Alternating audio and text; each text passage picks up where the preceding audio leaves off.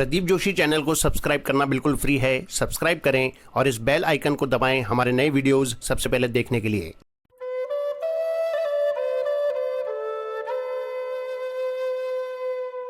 स्वामी रामसुखदास जी महाराज को शत शत नमन।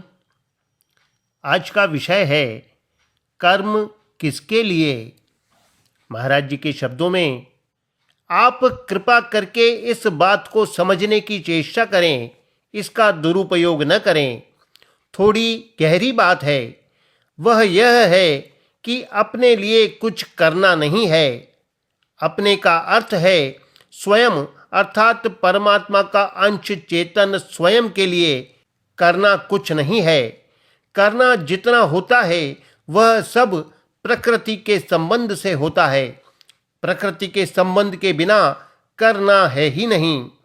अतः जो कुछ करना है वह सब शरीर, इंद्रियां, मन, बुद्धि के लिए करना है, संसार के लिए करना है, भगवान के लिए करना है, परंतु अपने लिए कुछ करना नहीं है।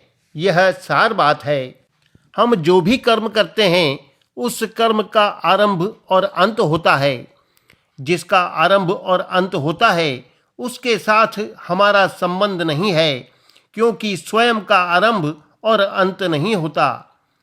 अनंत जन्मों से यह जीव चला आ रहा है, पर इसका कभी आरंभ और अंत नहीं हुआ है। यह अनादि और अनंत है, अतः इसके लिए करना नहीं होता। करना मात्र संसार के लिए होता है। मेरे को कुछ मिले, यह इच्छा होते ही बंधन हो जाता है। मिली हुई चीज कभी अपने साथ रहने वाली है ही नहीं। कृपया करके इस बात पर थोड़ा ध्यान दो। हमें कुछ भी मिल जाए, धन मिल जाए, मान मिल जाए, विद्या, पद, अधिकार मिल जाए, पर ये मिली हुई चीजें हमारे साथ रह नहीं सकती। परंतु परमात्मा सबको मिले हुए हैं और सदा सबके साथ रहते हैं, कभी बिछुड़ते नहीं। उनको न जानने से ही उनका अभाव दिखता है। किसी देश में, किसी काल में, किसी वस्तु में, किसी व्यक्ति में, किसी क्रिया में, किसी घटना में, किसी परिस्थिति में परमात्मा न हो, यह है ही नहीं, हो सकता ही नहीं। वे तो निरंतर रहने वाले हैं और उनको ही प्राप्त करना है। मिलने और बिछड़ने वाली चीज़ों का आश्रय लेना बड़े भारी अनर्थ का कारण है। मिले हुए शरीर, इंद्रियां, अंतःकरण आदि अपने काम के हैं ही नहीं। इनको अपने लिए मानते हैं, यह बहुत बड़ी गलती है। इस विषय को ठीक तरह से समझना चाहिए। भगवान कहते हैं, ममैव वांशो जीवलोके, यह जीव मेरा ही अंश है। यह जीव चेतन, अमल और सहज सुख राशि है। ईश्वर अंश जीव अविनाशी, चेतन, अमल, सहज सुख राशि। इसमें जड़ता है ही नहीं, तो फिर इसके लिए क्या करना बाकी रहा। इसमें मल है ही नहीं, तो फिर दूर क्या करोगे। यह सहज सुख राशि है, तो फिर इसमें सुख कहाँ से लाओगे। मिली हुई सब चीज़ें बिछुड़ने वाली हैं। मिली हुई चीज़ों का जो आश्रय लेना है, आधार लेना है, उनसे सुख की आशा रखना है, उनको महत्व देना है, यह महान पतन का कारण है। आप कृपा करके इस विषय को समझ लो तो बहुत ही आनंद की बात है। मिली हुई चीज हमारे साथ रहने वाली नहीं है, क्योंकि मिली हुई उसको कहते हैं जो पहले नहीं थी और पीछे भी नहीं रहेगी। परंतु परमात्मा और उनका अंश जीवात्मा अर्थात स्वयं पहले भी थे और पीछे भी रहेंगे। शरीर, धन, संपत्ति, घर, परिवार आदि मिली हुई वस्तुओं का आश्रय लेना, इनको महत्व देना खास पतन की बात है। नित्य निरंतर रहने वाले के लिए ये मिलकर बिछुड़ने वाली वस्तुएं क्या काम आएंगी। हाँ, इनका सदुपयोग किया जा सकता है, परंतु इनका आश्रय लेना और इनसे सुख की आशा रखना भूल है। खास भूल यही होती है कि हम मिली हुई चीज से सुख लेते हैं। इस सुख की आसक्ति ही बांधने वाली है। यह आसक्ति साधन को ऊंचा बढ़ने नहीं देती। कोई भी काम करो, उसका न करने से ही आरंभ होता है और न करने में ही उसकी समाप्ति होती है। अतः कर्म का आदि और अंत होगा ही। ऐसे ही कर्म करने से जो कुछ मिलेगा वह भी आदि अंत वाला होगा। क्रिया का भी आरंभ और अंत होता है तथा पदार्थों का भी संयोग और वियोग होता है। क्रिया और पदार्थ यह प्रकृति है। प्रकृति से सर्वथा अतीत जो परमात्म तत्व है, उसी का साक्षात अंश यह जीवात्मा है। अतः जो क्रियाओं में और वस्तुओं में आसक्त है और इनसे अपनी उन्नति मानता है, वह गलती में है। यह बड़े भारी आश्चर्य की बात है कि धन मिलने से हम अपने को बड़ा मान लेते हैं। अगर हम धन से बड़े हो गए तो धन बड़ा हुआ कि हम बड़े हुए। धन के बिना तो हम छोटे ही रहे। धन तो आपका कमाया हुआ है। धन आपके पास आता है और चला जाता है। वह आपके पास रहेगा तो आप चले जाओगे। वह साथ रहने वाला नहीं है। ऐसे ही विद्या, योग्यता, पद, अधिकार आदि से जो अपने को बड़ा मानता है, वह बहुत बड़ी गलती करता है। वास्तव में आप खुद इतने बड़े हैं कि आपसे ही ये वस्तुएं सार्थक होती हैं। आपसे ही रुपए सार्थक होते हैं। आपसे ही भोजन सार्थक होता है।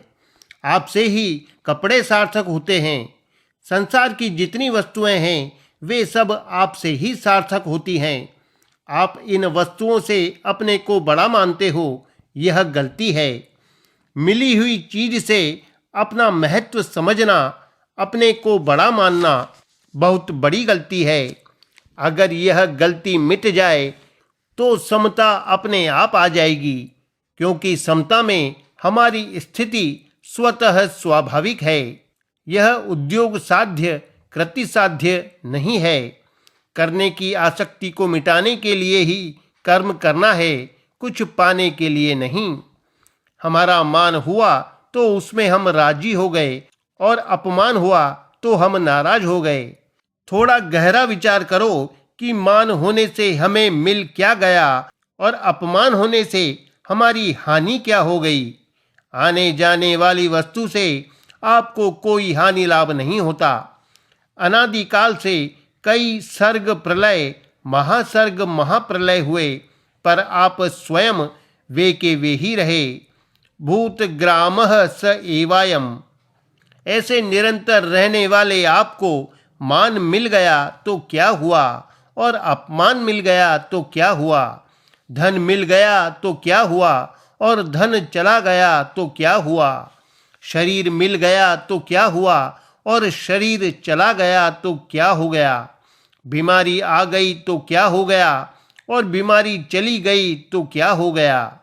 ये सब तो आने जाने वाले हैं। आगमा पाइनो नित्याह। आने जाने वाले पदार्थों से राजी और नाराज होना बहुत बड़ी भूल है। इस भूल का अभी त्याग न हो सके तो न सही, पर इस बात को समझ तो लें। ठीक समझ लो तो स्वतः स्वाभाविक त्याग हो जाएगा। बालक टट्टी पेशाब करके उसमें हाथ डालता है क्योंकि वह समझता नहीं, परंतु समझने के बाद फिर छुएगा क्या। छूने पर हाथ धोएगा। आप समझ लें कि ये मान, बड़ाई, सुख, आराम, पद, अधिकार आदि सब मल से भी निकृष्ट हैं। मिली हुई वस्तुओं से केवल दूसरों का हित करना है, अपने लिए कुछ नहीं करना है। गीता स्पष्ट कहती है, ते प्राप्नुवन्ति मामेव सर्वभूत हिते रताः। संपूर्ण प्राणियों के हित में जिनकी रति है, ऐसे मनुष्य मेरे को ही प्राप्त होते हैं। जैसे लोभी की धन में, भोगी की भोगों में रति अर्थात प्रीति होती है, आकर्षण होता है, ऐसे ही हमारी रति, हमारी लगन, हमारा आकर्षण दूसरों के हित में होना चाहिए। सब काम दूसरों के हित के लिए ही करना है, अपने लिए नहीं करना है। कारण कि अपने लिए करना बनता ही नहीं। प्रकृति के संबंध के बिना स्वयं में कर्तापन है ही नहीं। गाढ़ नींद में अहंकार भी लुप्त हो जाता है, पर आप रहते हो। हमें यह बात बढ़िया मालूम दी है कि नींद से पहले भी मैं था तथा नींद के बाद में भी मैं हूँ, और नींद में मेरे को कुछ पता नहीं था। इसका अनुभव तो होता है, पर नींद में मैं नहीं था, इसका अनुभव नहीं होता। नींद में मैं नहीं था और जागने पर मैं उत्पन्न हो गया, ऐसा आप नहीं मानते। हमने शास्त्रों की कई बातें सुनी हैं, पर यह दृष्टांत किसी पुस्तक में आया हो ऐसा हमें याद नहीं है। गाढ़ नींद में शरीर, इंद्रियां, मन, बुद्धि, अहंकार आदि का भान नहीं था, यह तो आप कह सकते हैं, पर गाढ़ नींद में मैं नहीं था, यह आप नहीं कह सकते।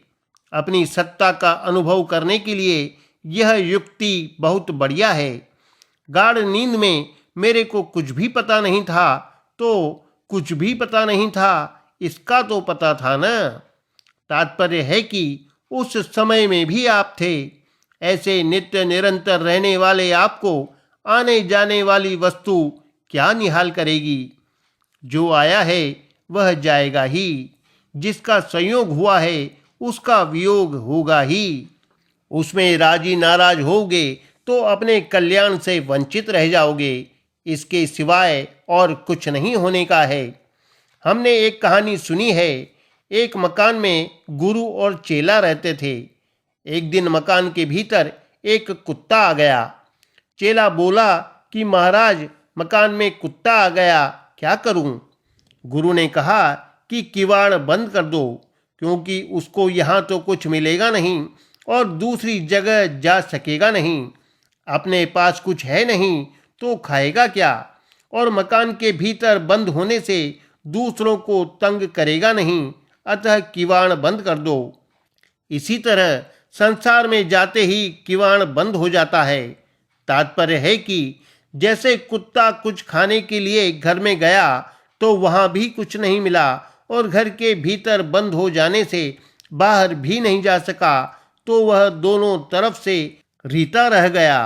ऐसे ही आप संसार में कुछ लेने जाओगे तो संसार में कुछ मिलेगा नहीं और परमात्मा की तरफ से विमुख हो जाओगे, अतः दोनों तरफ से रीते रह जाओगे। हमें संसार से कुछ लेना ही नहीं है, इस बात से आप निहाल हो जाओगे। इस बात को काम में लाने का तरीका है सर्वभूत हिते रताः, अर्थात प्राणी मात्र के हित में रति हो जाए। तो क्या होगा इससे? हमारे में जो लेने की इच्छा है वह मिट जाएगी। दूसरों का हित करने की, उनको सुख पहुंचाने की लगन लग जाएगी, तो अपनी सुख लेने की इच्छा मिट जाएगी। सुख लेने की इच्छा सर्वथा मिटते ही परमात्म तत्व की प्राप्ति हो जाएगी, क्योंकि आप जहाँ हैं परमात्मा वहीं पूर्ण रूप से विद्यमान हैं, अंश रूप से, अर्थात अधूरे नहीं। आपको अर्थात जीवात्मा को भी अंश तब कहते हैं जब आप प्रकृति के अंश शरीर के साथ संबंध जोड़ते हो। प्रकृति के अंश के साथ संबंध न जोड़ो तो आप स्वयं अंशी हो। संसार से कुछ भी नहीं पाना है और केवल संसार के हित के लिए ही करना है, स्वयं के लिए कुछ करना है ही नहीं। मन में जो करने की एक रुचि होती है, उस करने की रुचि को मिटाने के लिए ही करना है। अगर आप मान सत्कार आदि लेते रहोगे तो यह करने की रुचि कभी मिटेगी नहीं। अपने परिवार के सुख के लिए करो, पर उनसे यह मत चाहो कि वे मुझे सुख देंगे। मैं तो परमात्मा का अंश हूँ, अतः उनका दिया हुआ सुख शरीर, इंद्रियां, मन, बुद्धि तक ही पहुँच सकता है, मेरे तक नहीं पहुँच सकता। मैंने एक गृहस्थ आश्रम की स्त्री की बात सुनी है। किसी ने उससे कहा कि ये लोग तेरे को दुख देते हैं, तो उसने कहा कि मेरे तक दुख पहुँचता ही नहीं। कितना ही कष्ट दे दो, निंदा कर दो, अपमान कर दो, वह मेरे तक पहुँचता ही नहीं। कष्ट अपमान शरीर का होगा, निंदा नाम की होगी, वे चेतन तत्व तक कैसे पहुँच सकते हैं? अतः कुछ भी पाने की इच्छा न रखकर केवल संसार के लिए करना है।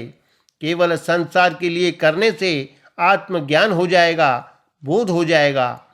परमात्मा की प्राप्ति चाहो तो वह हो जाएगी, मुक्ति चाहो तो मुक्ति हो जाएगी, कल्याण हो जाएगा, सदा रहने वाला लाभ हो जाएगा।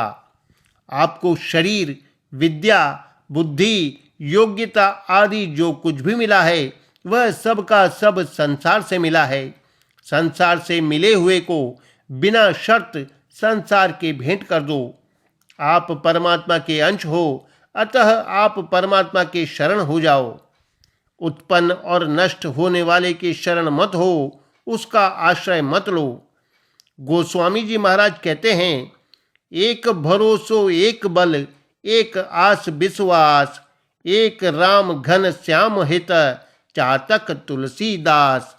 संसार आपका है नहीं, आपको मिला ही नहीं, आप तक पहुंचा ही नहीं।